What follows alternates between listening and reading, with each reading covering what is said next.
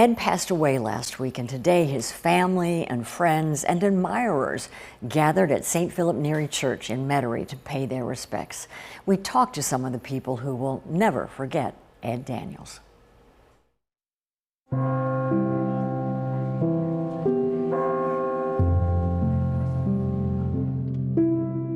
I cherish all the times we had together, and would definitely this community will absolutely miss Ed. I'm kind of surprised that there were that many people that knew the real one.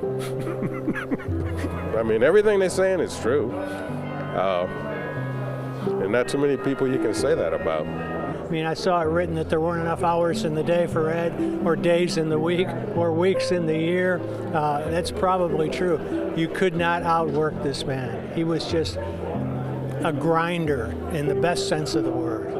Ed took me under his wing as soon as I got to WGNO, and he knew how far away I was from my family, and he always looked out for me. He always asked about my family. But he would treat a Carr, Curtis game like it was the Super Bowl. No different coverage, same attitude, same way he approached it.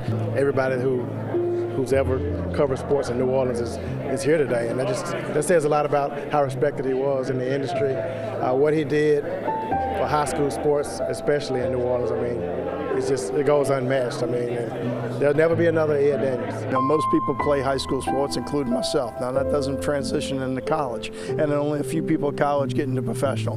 He gave that voice and that face to those people at a lot younger age than they're normal to, and that's a tribute to him. What he did to help people get started in their careers, to nurture their careers, to help people who had nothing to do with communications or broadcasting or journalism, but just helping them with other jobs. We created a ton of things, but the best thing was Friday Night Football.